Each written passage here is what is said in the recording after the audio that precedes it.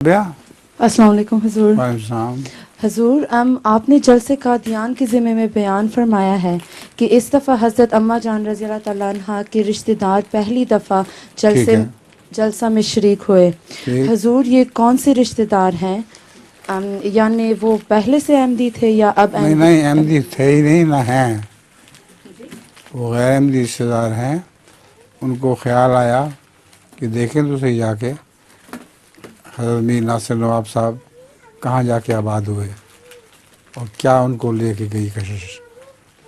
تو وہ گئے قادیان اور دعا بھی کی حضرت اماں جان کی قبر پر، حضرت مسیح کی قبر پر.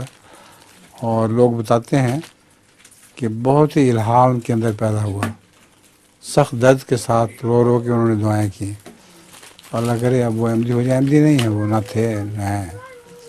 جزاک اللہ حضور.